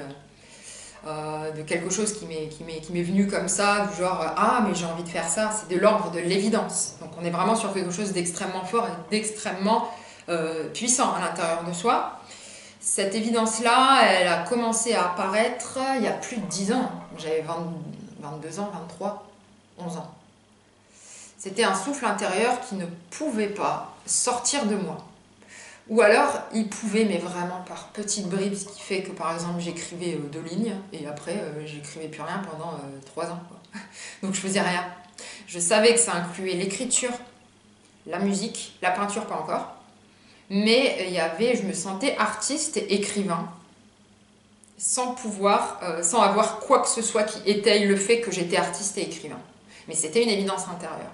Je ne savais pas poser la moindre action dans ce sens-là, et j'étais animée de ça. Donc c'était très frustrant intérieurement, parce que j'avais cette volonté, mais j'aspirais à ça, mais il n'y avait rien qui sortait, quoi. Et à cette époque-là, j'étais pas bien, j'étais, on va dire, très négative, voire assez destructrice, en fait. Plus auto que destructrice. Et c'est le chemin plus profond que j'ai fait dans la rencontre de moi-même il y a 3-4 ans, qui m'a permis de comprendre, ça je l'ai compris seulement l'année dernière, que comme je ne crois pas au hasard, je crois que les choses arrivent à point et elles arrivent pour une raison. Je pense qu'en fait je n'étais pas, entre guillemets, destinée à créer dans la souffrance, mais plus dans la joie. C'est pour ça que cet élan ne s'est jamais manifesté quand j'étais une personne souffrante. En fait, mon essence profonde, c'est-à-dire qui je suis dans mes profondeurs, souhaite créer dans la légèreté, la positivité, la liberté, le bien-être, la force, etc. C'est pour ça que ce mouvement-là, il a commencé à sortir, je dirais, il y a 2 ans, un petit peu plus, 2 ans et demi peut-être, avec beaucoup de questions qui ont commencé par... Enfin, qui se sont succédées à la suite, où il y avait toujours ce frein et cette retenue. Mais ce mouvement-là, il a vraiment connu, on va dire, une expansion seulement l'année dernière, donc il y a pile poil 1 an. Quand je sentais qu'il y avait un gros renouveau à venir, mais que j'avais trop peur d'ouvrir la porte. C'est-à-dire que l'humain est tordu et qu'il peut se créer des problèmes quand il sent qu'il y a du bonheur à venir. Et j'ai eu peur du bonheur, en fait. J'ai eu peur du renouveau et je me suis créé beaucoup d'enfermement. Je me suis créé des tocs, en fait. Voilà. Donc, du coup, voilà. Tu peux expliquer TOC pour les personnes qui ne le connaissent pas? Je me suis créé des obsessions, donc des pensées obsessionnelles. Donc TOC, ça veut dire trouble obsessionnel compulsif. Après, on associe souvent le TOC, on va dire, à la pensée et la compulsion, sachant que tu peux être dans un TOC sans forcément avoir de compulsion, mais déjà être bien gratiné dans tes obsessions, ce qui a été mon cas. C'est-à-dire que je sentais que j'avais la main sur la porte, mais comme j'avais tellement peur de l'ouvrir derrière, parce que derrière, il y avait ce revirement de situation où je passais de l'écoute à l'expression, et assumer cette expression, développer mon intuition, je sentais tout, j'avais toutes les informations qui me venaient, je savais ce qui m'attendait derrière. Mais j'étais là, je me suis dit, j'y vais ou j'y vais pas. Et comme j'avais tellement peur, mon cerveau a fabriqué des pensées très enfermantes. Il est parti rechercher des pensées que j'avais quand j'avais 5 ans. Il m'a matraqué la cervelle, ce qui fait que je ne pouvais pas passer la porte, en fait, ce qui m'a raccroché au passé. Donc, c'est une résistance à la nouveauté, en fait, mes puissances 10 000. Et à ce moment-là, j'ai reçu, on va dire, de ma propre guidance, j'appelle ça comme ça, mon âme, qui m'a dit, lâche tout, lâche le contrôle, parce qu'en faisant ça, tu es en train de tout contrôler. Je disais, mais oui, mais t'es bien gentil, mais je sais pas comment lâcher. Et donc, mon âme, ma guidance m'a envoyé, un après-midi, ce truc qui est descendu, où tous mes tocs ont été balayés, il n'y avait plus rien. Je me suis dit, mais c'est ça la clé, c'est d'être complètement dans le lâcher-prise et l'observation de tes pensées, sans jugement, sans rien en fait. Et tu te souviens précisément et clairement de ce moment? Complètement. Ça avait déjà commencé quelques mois avant, c'est-à-dire que je sentais effectivement ce mouvement descendant où c'était vraiment l'âme, notre propre lumière intérieure qui veut régenter notre vie et plus notre personnage, plus notre mental. Bon, je développerai plus dans ce qui vient ensuite. Et étant donné que j'avais déjà ressenti ça, c'est pour ça que je me suis créé des pensées. C'est parce que je ressens, en fait on change de vêtements. Et je dis, mais merde, il y a quelque chose de plus grand que moi qui est en train de diriger. Ce truc plus grand que moi, c'est moi, mais j'ai pas connaissance de ça et je dois juste m'abandonner à ça. Mais le personnage veut trop contrôler ça, la petite partie de nous qu'on croit être, alors qu'on n'est pas, on est plus grand en fait. Et lui, je me souviens très bien de ce truc qui est descendu en me disant lâche tout. Et je me suis dit, c'est génial, c'est parti. Et ben, c'est revenu puissance 10 000 et là ça a été une catastrophe. Qu'est-ce qui est revenu puissance 10 000? Les idées que je me suis créées. D'accord, la résistance. C'est-à-dire qu'il fallait que je tombe très bas dans le phénomène pour que vraiment je le conscientise et que je m'en libère. Et ça m'a amené à ce moment-là à me retrouver, on va dire, dans le foyer familial. Et ça m'a fait comprendre, tellement ça m'a fait comprendre que j'avais ma place dans toute cette difficulté que j'expérimentais. J'avais pleinement ma place parce qu'il y a eu une succession d'événements qui ont fait que si j'avais pas été là à ce moment-là, les choses ne se seraient pas passées. Parce qu'on m'a dit, je sais pas en fait ce qui se serait passé si tu n'avais pas été là. C'est-à-dire qu'il y a eu toute une dynamique qui s'est mise en place avec les personnes de mon foyer familial, où moi j'étais à ce moment-là au fond du trou envahie par mes obsessions, et on m'a dit, je ne sais pas ce qui se serait passé si tu n'avais pas été là. Mais ce qui m'a propulsé là, c'est ce que j'ai eu. Donc en fait, la vie m'a dit, accepte tout ce qui vient, tout à sa place en fait. Donc la difficulté que tu es en train d'expérimenter à sa place, et si tout a sa place, ce qui t'attend à côté de la porte, derrière la porte a aussi sa place. Et c'est comme ça que je me suis laissée glisser de l'autre côté de la porte. Voilà. Donc du coup là ça m'a amené en fait sur un élément de la dernière question. Non. Mais je me rappelle plus ce que je disais avant. Non, je veux quand même, puisque là c'est le domaine de l'évolution artistique. Je n'avais pas du tout prévu de parler de ça. Une fois que tu as passé cette porte, eh bien, est-ce que tu peux nous donner un ou deux exemples de création artistique, puisque tu penses que tu ne pouvais pas laisser sortir de toi cette anima qui t'habitait si tu étais dans la souffrance. Donc une fois que tu as passé la porte, est-ce que tu peux donner un ou deux exemples de création artistique? Ouais. Une toile que j'ai peinte et que j'ai offerte à une amie, donc je lui ai fait la livraison de la toile, qui a été faite sans la tête, c'est-à-dire qu'elle a complètement été inspirée par cette partie haute. Pas de technique, pas besoin de technique, et la qualité, elle a explosé. C'est-à-dire que c'est beaucoup plus fluide. Et à partir du moment où on regagne le personnage avec les tourbillons, les questions qu'on va venir se poser, ben en fait ça altère aussi notre créativité, voire la qualité de ce qu'on va produire. Parce que si à ce moment-là on est dans le doute de ce qu'on est en train de faire, ben, ça peut altérer le mouvement, la fluidité, et du coup on va être moins productif et moins performant que si on lâche complètement prise et qu'on se laisse tout simplement guider. Donc là, ce qui s'est passé, c'est que je me suis largement plus laissée guider par cette partie haute de moi qui m'inspirait, sans me poser de questions, et j'ai remarqué que c'était de meilleure qualité, ce qui ne signifie pas que je ne regagne pas mon personnage. Là, je peins toujours. Actuellement, je suis très déçue de ce que je peins. Parce que on est... voilà, je suis ici-bas, dans ce cheminement ici sur Terre, et que je fais des allers-retours entre, on va dire, cette partie plus haute et la partie du personnage, avec toutes ces turpitudes intérieures. Voilà. Donc à l'heure actuelle, ce que je fais je dis pas que ça me plaît pas, mais comme j'ai ce côté aussi perfectionniste, et que j'ai déjà réussi à produire des choses où j'ai senti qu'il y avait vraiment une empreinte d'âme derrière, avec un beau résultat, des choses vraiment qui me plaisaient, qui étaient totalement représentatives de ce que j'avais envie de peindre, c'est-à-dire des choses un petit peu galactiques, célestes, etc. Je sais plus ce que je vais dire, j'ai perdu le fil. Tu disais que justement, tu disais que actuellement, tu n'es pas forcément... Tu sens qu'il y a une moins bonne, entre guillemets, qualité dans ta peinture parce que tu fais des allers-retours entre, on va dire, l'anima, donc l'âme, et le personnage, on va dire, social. Est-ce que c'est bien, c'est bien ça? Oui, c'est ça. Donc, voilà, quand je suis vraiment dans le personnage, oui, je peux faire des trucs sympas. Mais comme j'ai ce côté perfectionniste, je ne vais pas forcément le partager parce que je ne retrouve pas nécessairement vraiment mon empreinte d'âme derrière.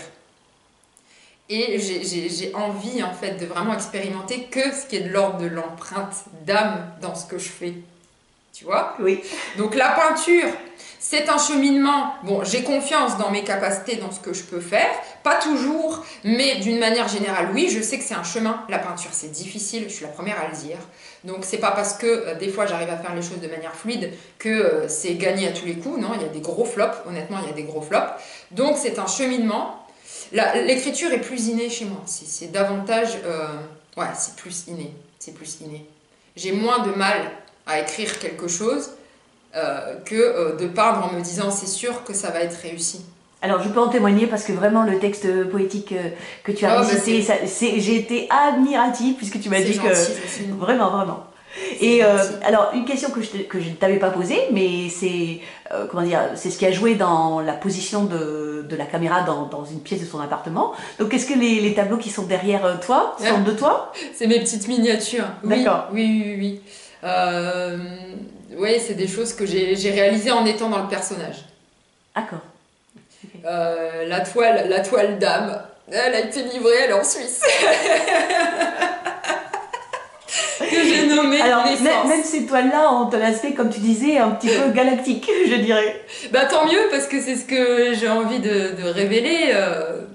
Parce que voilà, quand on se connecte à notre essence, en fait, on prend conscience du côté un peu infini de ce qu'on est, si je puis dire. Et dans l'univers, voilà, qu'est-ce que plus de représentatif que l'infinité, en fait. Et effectivement, je suis très, très portée vers ce type d'expression, en fait, de tout ce qui est de l'ordre de la grandeur, de l'infini, de l'infiniment grand, hein, que ce soit le céleste, que ce soit des fonds océaniques, que ce soit des terrains rocheux, mais ces espèces de notions de grandeur, en fait. Ça me parle vraiment profondément, mais j'ai plein d'idées, mon Dieu, j'ai plein d'idées.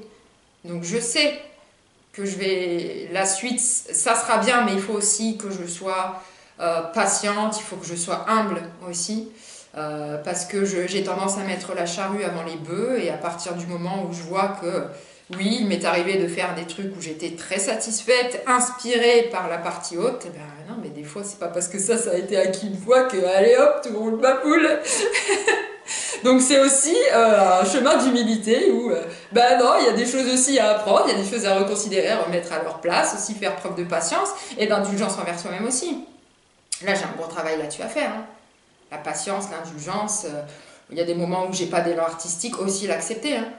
Parce que la pression autour de pourquoi ça vient pas, mais pourquoi ça vient pas, et pourquoi ça vient pas, ça c'est quelque chose qui bloque encore plus. Et ça, à l'heure actuelle, je l'ai beaucoup moins qu'avant. Donc il y a des moments où ça vient pas, bah, c'est tout, ça vient pas, ça reviendra plus tard. Et en ce temps-là, bah, je fais autre chose. Alors en parlant de plus tard, une dernière question pour conclure cette partie. Cette question, je te l'avais posée la première fois que je suis venue chez toi. Donc derrière toi, il y a aussi un piano. Et comme tu l'as dit, tu es polyvalente, donc tu as parlé d'écriture, de peinture et de musique. Donc est-ce que tu peux nous expliquer la présence de ce piano? Sachant que tu m'avais fait une réponse qui m'avait surprise. La présence de ce piano... Alors, je l'ai acheté à 26 ans, j'ai claqué un mois de salaire, du jour au lendemain, je me suis dit, je l'achète. Donc c'est un piano d'occasion que j'avais vu dans un magasin d'instruments. C'était juste pour reproduire un morceau que j'adore, de Yann Tiersen, que à l'époque, j'avais un petit synthétiseur donc que j'avais reproduit au synthé, mais je voulais absolument le piano pour pouvoir le jouer et pour pouvoir perpétuer ça, c'est-à-dire le fait de reproduire des morceaux à l'oreille. Et il s'avère que ça n'a jamais été plus loin que cet unique morceau, parce que je te dis, j'avais énormément de mal à poser de la créativité sur mon chemin, de l'expression sur mon chemin, de l'artistique sur mon chemin. Donc je savais que ça faisait partie de ma vie. Donc je vais le prendre, tiens, je vais jouer. Et puis c'est tout, ça n'a jamais eu de continuité en fait. Donc là, il est là parce que je ressens qu'il y a un potentiel à ce niveau-là. Pour autant, il y a d'autres choses au niveau des arts que j'exploite. Moi, il y a l'écriture, il y a la peinture. Donc, je ne peux pas non plus tout faire. Et là, à l'heure actuelle, c'est vrai que je le mets un peu à l'écart. Je me dis, bon, il ressortira quand il ressortira. Il est quand même là. Il est quand même là, mais là, honnêtement, je l'aime bien, mais il sert plus de décor qu'autre chose, quoi. Mais un élément d'un décor, c'est révélateur aussi de l'anima. Et il y a, ouais, il y a le fait d'écrire des textes et de les mettre en musique. Enfin, ouais, faut pas que je me mette la pression parce que quand je pense à tout ça, c'est vrai que je me dis, il y a beaucoup de choses que tu as envie de faire, alors qu'est-ce qu'il faut que je priorise, et puis ça, et puis ça, et puis ça. Au final, je laisse venir simplement les élans. La période actuelle, elle m'aide aussi à créer des choses que j'avais pas soupçonnées, voilà, au niveau du contexte actuel. Voilà, j'avais jamais anticipé le fait que je créerais un texte que j'avais écrit au mégaphone, quoi. On aurait pu me dire ça l'année dernière, j'aurais dit, ouais, je crois encore plus au Père Noël. Puis je confirme, tu l'as fait. J'atteste. Ça a aussi un sens pour moi, et je me dis, c'est pas un hasard que ce truc, cette prise de conscience, au niveau du fonctionnement de ce système, vienne maintenant et vienne ouvrir ça chez moi de manière aussi énorme et profonde. Je devais passer par là. Et pourquoi ça s'est pas fait avant? Parce que c'était pas l'heure que ça se passe. J'avais d'autres choses à conscientiser avant. En fait, ça suit un fil conducteur. Et je savais pas que j'avais ça en moi. Après, voilà, je suis pas tout le temps non plus portée vers des élans de revendication. Voilà, il y a aussi des moments où j'ai besoin de lâcher par rapport à ça. J'ai besoin de recul, de pas toujours être là-dedans. Mais cette ouverture, on va dire, de conscience à ce niveau-là, ça faisait partie de mon chemin et je savais pas que je portais ça en moi. Donc, on peut toujours être surpris par soi-même. Tout à fait. Alors, puisque tu parlais de fil conducteur, eh bien, cet entretien en a un, et nous arrivons donc à la cinquième et dernière partie, donc, qui va s'afficher à l'écran.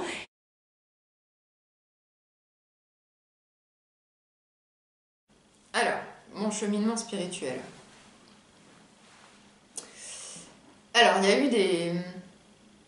eu des prérequis par rapport à ça. Alors, je sais pas si c'est vraiment le terme qui convient, mais il y a une différence en fait entre on s'intéresse au sujet et on entre dans ce cheminement. Voilà. La spiritualité, comme on peut la définir, c'est une connexion, en fait, une recherche de connexion avec quelque chose de plus grand. Que ce soit une transcendance, Dieu ou soi-même, ou quelque chose qui nous porte en fait. C'est être animé de ça et trouver ses réponses par rapport à ça. Ça n'inclut pas forcément la religion, même si la religion elle-même comporte, on va dire, un aspect spirituel.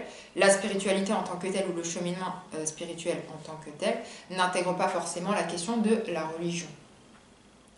Bon, moi j'ai eu beaucoup de questionnements qu'on retrouve un petit peu quand on est dans ce cheminement spirituel, c'est-à-dire qu'on se rend compte qu'on fonctionne au-delà d'un corps, que le corps c'est juste un véhicule et qu'on est beaucoup plus grand que ça.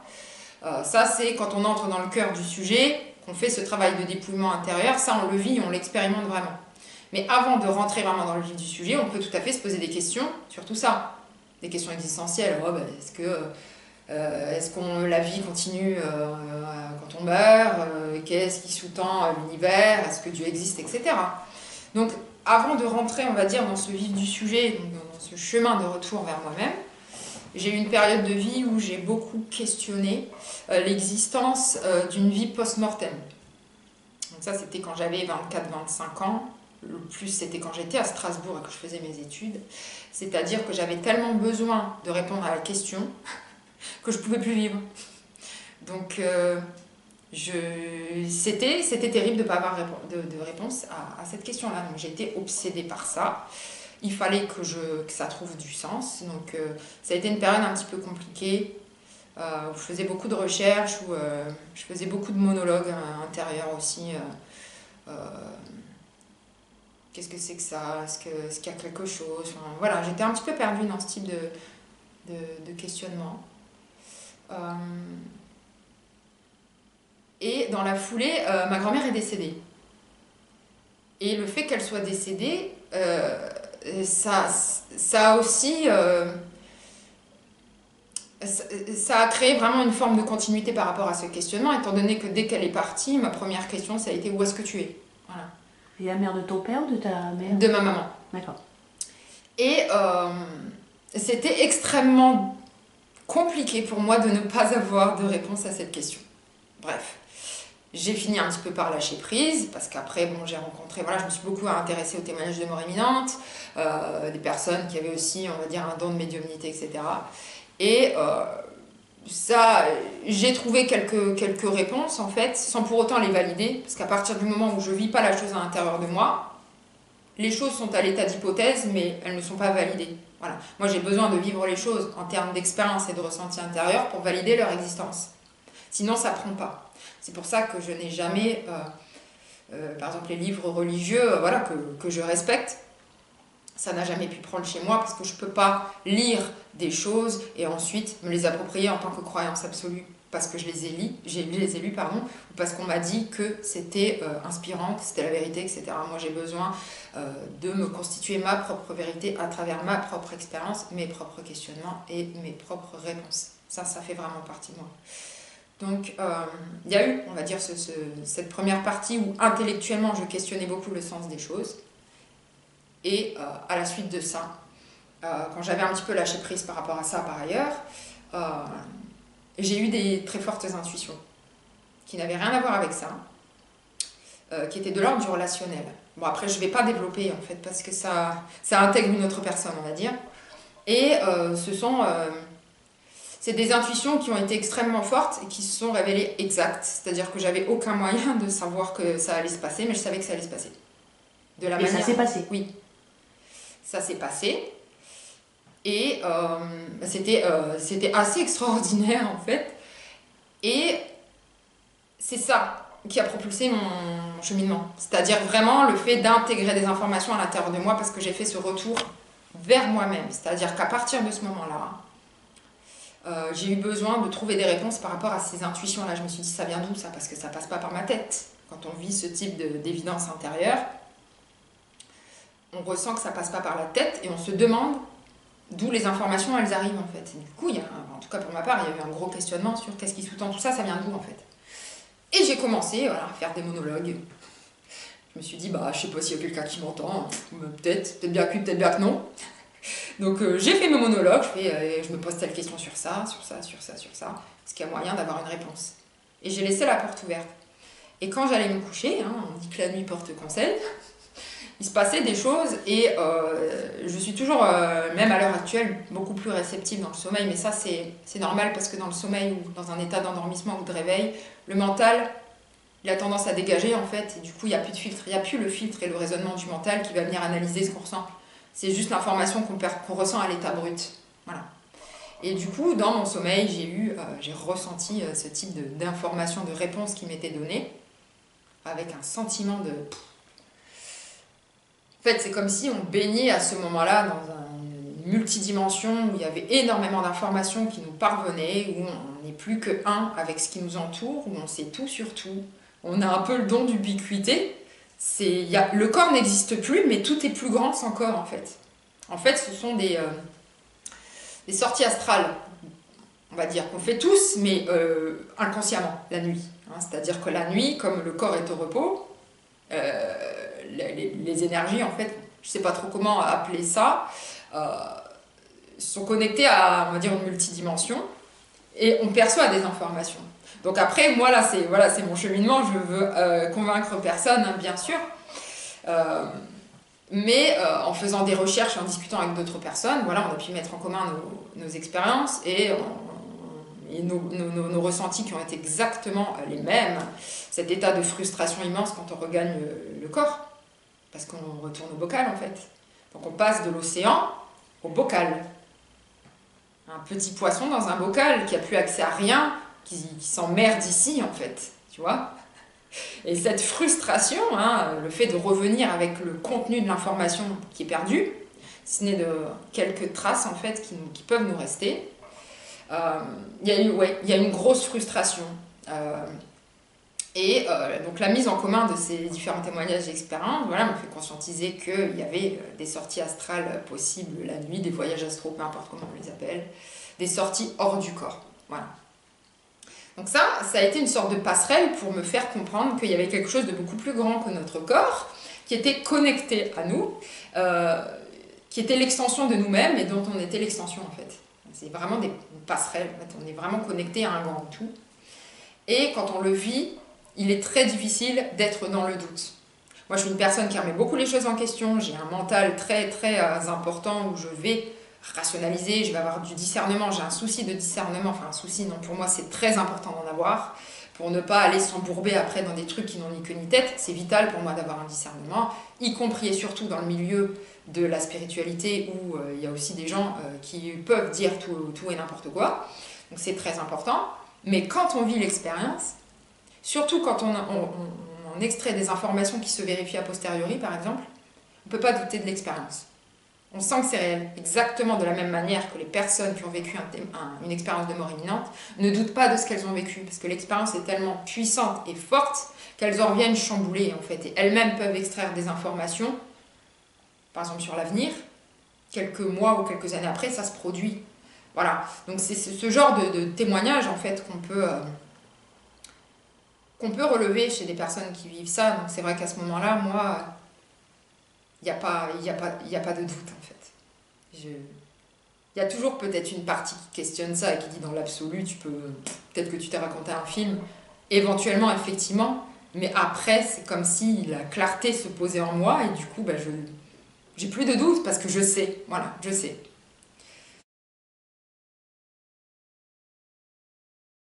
Alors, Julie, nous avons eu un petit problème technique et donc nous avons dû faire une pause. Cet entretien se termine et je vais te poser la dernière question.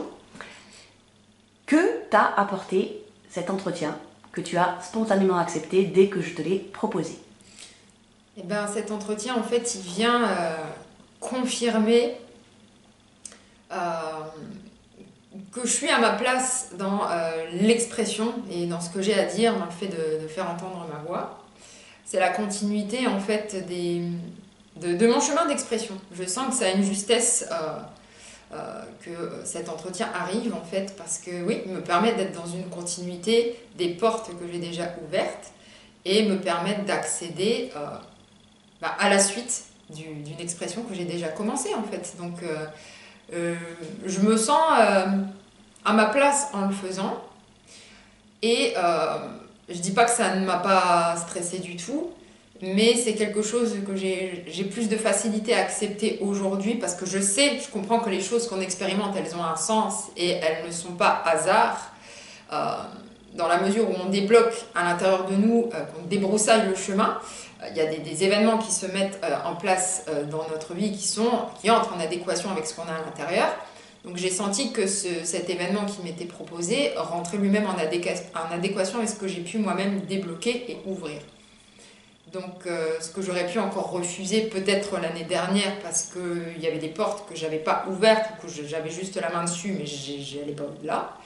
Au final, c'est davantage accepté avec plus d'aisance aujourd'hui. Donc j'ai tout simplement décidé de me laisser emporter par le moment et donc oui, j'ai accepté cette interview et cette entrevue.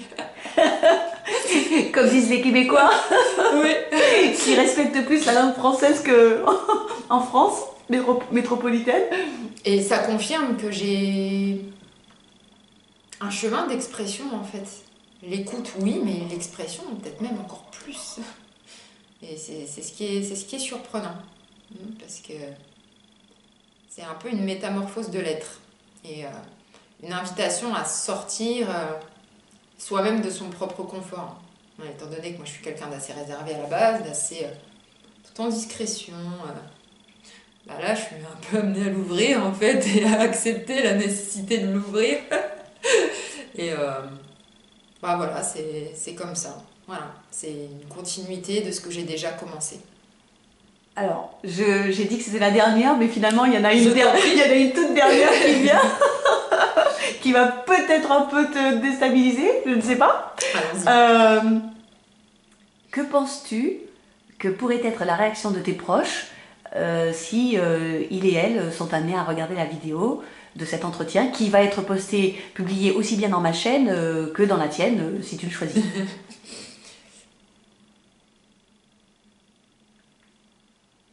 Des personnes qui ne me connaissent pas vraiment, mais qui font potentiellement partie de mon entourage, c'est-à-dire qui me connaissent en périphérie mais pas en profondeur, me découvriraient, je dirais. Parce que je suis quelqu'un, comme je disais précédemment, je suis quelqu'un de réservé, donc je ne suis pas quelqu'un qui exprime facilement ce que je pense. Enfin, si, je peux le faire, mais pas toujours en fait. Donc, chez les personnes qui me connaissent pas trop, même si elles font partie de mon entourage, je dirais que c'est une sorte de... Ça peut être une sorte de découverte et de rentrer plus au cœur de ce que je suis et qu'elles ignoraient. Chez d'autres personnes qui me connaissent mieux et qui ont déjà connaissance de ce que je dis, pas forcément dans la totalité, mais déjà en partie, je pense que ces personnes, voilà, elles seront contentes pour moi et se diront ah bah Julie, oui, elle est totalement dans la continuité de ce qu'elle a entamé. C'est-à-dire que je pense qu'elles donneront confirmation de ce que j'ai dit précédemment. Voilà, il n'y a rien d'autre qui me vient là, c'est ce qui m'est venu spontanément. Donc, Ouais. après, il y a peut-être d'autres éléments, mais là, je pense que j'ai répondu. D'accord. Eh bien écoute Julie, franchement je te remercie énormément d'avoir passé ce temps à t'exprimer et tout ce que tu as dit était vraiment, merci, comme on dit, frappé au coin du bon sens. J'ai fait de mon mieux en tout cas. Chose que j'admire, la lucidité encore une fois et l'intelligence dans l'expression. Et je donne rendez-vous aux spectatrices et spectateurs à peut-être un autre entretien que nous aurons sur le fameux manifeste de Klaus Schwab qui s'appelle en anglais donc The Great Reset et en français La Grande Réinitialisation. Voilà.